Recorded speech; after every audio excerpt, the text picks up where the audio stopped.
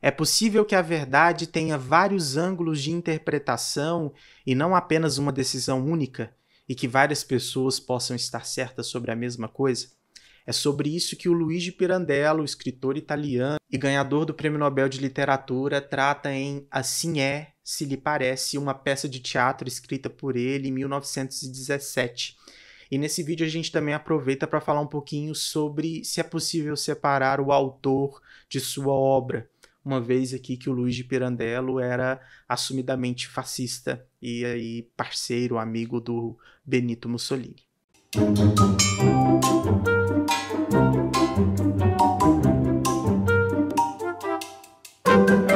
O Luigi Pirandello nasceu em 1867 na Itália e sua maior obra, a mais importante, é a obra que abrange o teatro. Inclusive, ele ganhou o Prêmio Nobel de Literatura com esses seguintes dizeres: por sua intrépida e inventiva renovação da arte cênica e dramática. Ele também escreveu romances, como por exemplo O Falecido Matias Pascal e Essa Noite Improvisa-se, e também coletâneas de poemas, mas são as artes dramáticas que ocupam a maior parte de sua fama e de seu trabalho, como por exemplo aqui em Assim é, se lhe parece, e outras famosas obras como Seis Personagens à Procura de um Autor. O Luigi Pirandello ganhou então o Prêmio Nobel de Literatura em 1934, 2 anos após a sua morte, mas antes disso ele havia em carta aberta, ou seja, de uma forma declarada, se posicionado a favor de sua adesão ao partido fascista italiano. Não sei o grau de intimidade que ele tinha com o Benito Mussolini, mas ele foi nomeado diretor do Teatro de Roma e acredita-se sob influência do próprio Mussolini, tendo ele tentado várias vezes convencer o Mussolini de criar então um teatro nacional na Itália. Todavia, ele já também se manifestou contrário à posição de alguns líderes fascistas, inclusive tendo rasgado, né, o seu cartão aí de membro do partido. Mas a atitude, então, que eu posso dizer que, ao meu ponto de vista, coloca pro Pirandello o seu posicionamento político maior do que o louvor literário que ele recebeu, foi que a medalha do Prêmio Nobel de Literatura que ele recebeu em ouro, ele doou a coleta de ouro que foi feita pelo Mussolini para angariar fundos para o partido fascista. Essas informações de forma resumida você encontra aqui na própria edição feita pela Tordesilhas, que deixa isso de forma muito clara. Há um perfil biográfico dele resumido de forma cronológica. Também tem um pós-fácil escrito pelo Alcir Pécora, doutor em literatura, que se preocupa mais na análise da peça, mas também aborda um pouco dessa questão envolvendo o autor. Mas aqui, no romance, nós não vamos nos depreender muito com esse posicionamento político do autor, ou não há nada aqui que se manifeste de forma visual e direta alguma representação fascista. Quanto a isso, não há o que se preocupar. O que nós encontramos aqui, é claro, são apenas representações culturais e sociais datadas, assim como a gente encontra em qualquer outro livro clássico, na qual há representações da época que nós vivemos, que a gente sabe são preconceituosas e que representam o que acontecia na época. Então nada mais é do que uma representação histórica daquilo que nós fazíamos há 100 anos atrás. A Tordesilhas, nessa coleção de Prêmio Nobel, começa a lançar então algumas obras do Luigi Pirandello, com o projeto gráfico assinado pela Amanda Sestaro, que ficou assim muito legal. Vou mostrar aqui alguns para vocês. Aqui a gente vê a capa completa desse livro, Assim é, se lhe parece, que tem essa pegada artística artesanal muito interessante e que tem essas figuras visuais que já remetem ao que a gente vai encontrar dentro do livro.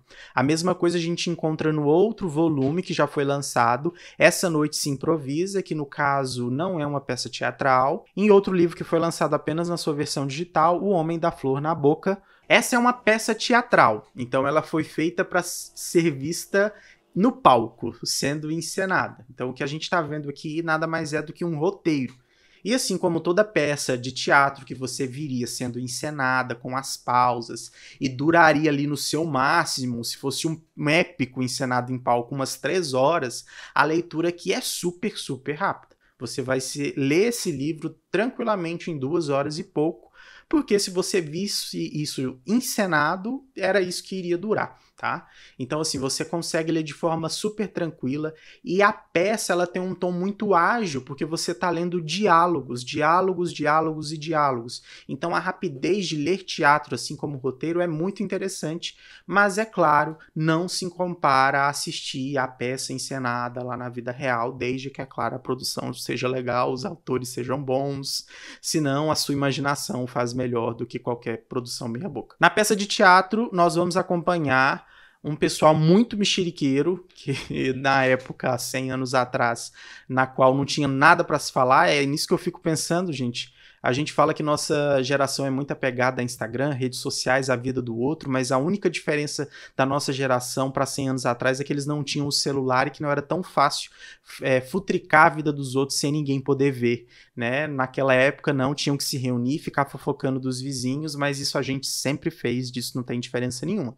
E essa peça gira em torno disso. Então, se você não se acha fofoqueiro, você vai se achar muito fofoqueiro nessa peça, porque você vai se interessar sobre a vida de pessoas que você não conhece, que você nunca viu, mas passando algumas páginas, alguns minutos aqui de roteiro de peça de teatro, você já tá louco para saber qual a verdade e tá se colocando aqui junto com esses personagens também. Então nós temos os moradores de um prédio que recebem uma nova moradora, a senhora Frola, que é sogra do senhor Ponza, que assumiu um cargo público na prefeitura. Então, por ele ter um cargo importante, ele começa a ser bem falado na cidade. Então, começa a se surgir boatos que esse homem prende a sogra em casa e que deixa também a esposa presa. E aí, a partir dessa cena e das primeiras cenas, assim como qualquer peça teatral clássica, ela é dividida em 3 atos. Então, nesses 3 atos, a gente vai acompanhar as idas e vindas de uma hora nós acreditamos na senhora Frola, e em outra hora nós acreditamos no senhor Ponza. E a peça brinca muito com essas dualidades. E nessa parte eu tenho que confessar, a construção da narrativa pelo Luiz de Pirandello é muito legal, porque ele brinca muito com aspectos que podem ser verdades em 2 histórias. E isso que é o mais legal. Quando ele reconta uma nova versão, ele não desmente os fatos, mas ele mostra que aquele fato pode ser verdadeiro em 2 narrativas diferentes. E isso é muito genial, porque em nenhum momento ele contesta a outra versão da história, mas apresenta um outro ponto de vista que mesmo com fatos, você consegue mudar a realidade. E aqui é algo muito importante, principalmente quando a gente coloca nessa narrativa fascista, porque é justamente isso que se fez. É trabalhar com fatos, com uma ciência que corroborou para que nós acreditássemos que determinadas pessoas eram inferiores a outras. E isso sempre foi trabalhado com realidade, né? Moldando a realidade a uma nova perspectiva de visão. E isso é muito complicado. É complicado quando se trabalha com a verdade para que ela se atente a uma outra faceta. E isso é muito difícil de investigar e é muito difícil de não cair nesse tipo de armadilha. Então o Pirandello, ele trabalha muito bem de como a verdade ela pode ser dolorida. E aqui ele trabalha com essa questão da dor do enfrentamento da verdade, colocando 2 questões e 2 verdades muito distintas a conviverem no mesmo ambiente. E como é aterrador para as pessoas que estão à volta dessa dualidade conviver com isso. Porque o que todos nós queremos é uma verdade que seja fácil. Isso é certo, ele é o culpado, ele é o vilão, ela é a vilã. Quem é o certo? Quem é o culpado? Você vai ouvir, ler no caso, isso muito aqui na peça de teatro.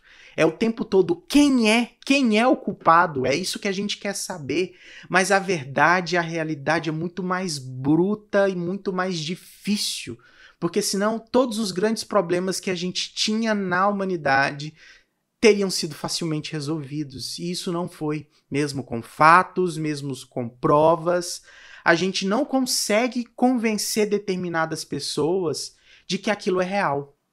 Mesmo a gente comprovando de que a vacina funcione, mesmo o número de mortes tendo caindo após a vacina ter sido descoberta, as pessoas começarem a se vacinar, tem gente que ainda acredita numa realidade paralela e vivendo no mesmo mundo que o nosso.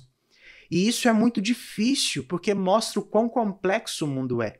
Então eu gostei muito da peça de teatro por nos colocar nessa ambivalência que é o nosso mundo real e nos faz levantar essa série de questões que são tão atuais, mesmo a peça tendo sido escrita há mais de 100 anos atrás. E a gente se faz a verdadeira pergunta: se a verdade é tão importante, como ela pode ser entendida de forma diferente por diferentes pessoas, em grupos diferentes, com vivências diferentes? E principalmente nesse nosso mundo moderno hoje das fake news, em que se molda a realidade com roupagens distintas e mentirosas, fica muito mais difícil acreditar e compreender e apalpar qual seja essa verdade real, se é que ela existe.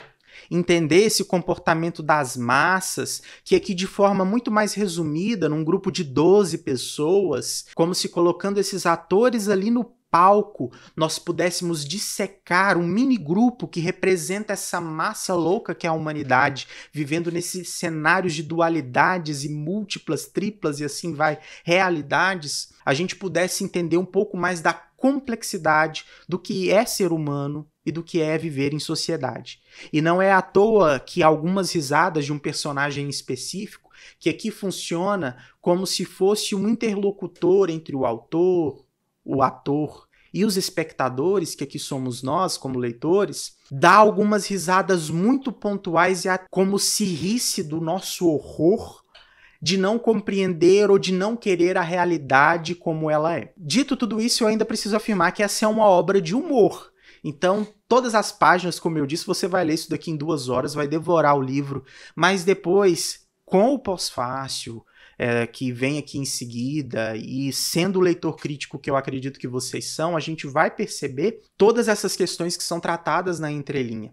E com o passar do tempo, você vai perceber que essa peça, que a gente ria na superficialidade, é muito mais dramática, tensa e triste do que a gente imaginava que era. Porque ela fala muito da complexidade que é viver em sociedade, lá em 1917, que a gente pode aplicar completamente nos dias de hoje. A peça ela foi encenada no mundo afora e aqui também no Brasil. Eu trouxe uma foto aqui da versão que foi encenada no Brasil e que foi comandado por Adolfo Celi, baseado no texto, é claro, do Pirandelli e considerado uma das melhores realizações do teatro brasileiro de comédia. Essa foto e esse texto foram tirados da enciclopédia do Itaú Cultural, que faz um recorte, né, da arte e da cultura no Brasil de forma espetacular. É claro que nós também já tivemos interpretações mais atuais, que fizeram uma reinterpretação, uma remodernização do que foi dito aqui para uma maior aproximação dos espectadores.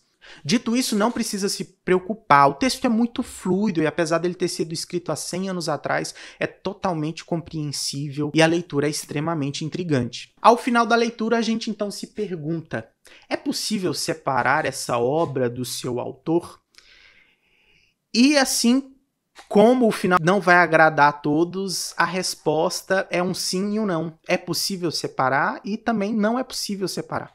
Eu acredito que assim como nos parece essa peça de teatro, essa ambivalência também existe na vida real. É possível a gente separar a obra dos seus atores, mas é preciso sempre trazer o contexto. E isso que a Tordesilhas fez no livro é muito importante. Não há, é claro, nenhuma influência que seja direta, vista em linhas escritas pelo autor, mas eles não deixam de pontuar toda a vida do autor, o seu posicionamento político após a leitura, e isso é muito importante, porque mesmo que a gente consiga separar, assistir um espetáculo hoje nos nossos tempos contemporâneos, é muito importante ter o contexto, uma vez que é um autor que já morreu e esse contexto já existe.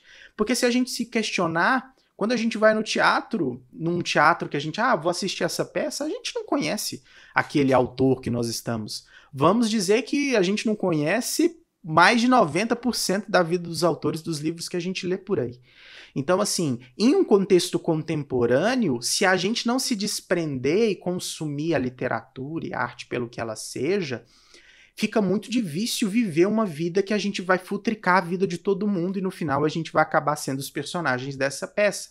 Mas quando a gente trata de obras mais clássicas, em que a gente tem um contexto mais sólido, mais discutido academicamente, a gente consegue, é claro, fazer a leitura, assim como a gente lê Monteiro Lobato, e eu já trouxe uma resenha que é muito bem vista aqui no canal por sinal, de seu romance mais polêmico, O Presidente Negro, a gente pode fazer as leituras, a gente pode assistir filmes lá no Disney Plus, que nos filmes problemáticos eles também colocam um aviso de que há questões raciais e culturais que estão desatualizadas, mas é claro, sempre trazendo o contexto, trazendo a interpretação e mostrando o que não pode ser feito. É o que eu sempre digo. A gente precisa ler, e principalmente essas questões polêmicas, para dizer, olha, esse não é o caminho, a gente não deve ir por aí.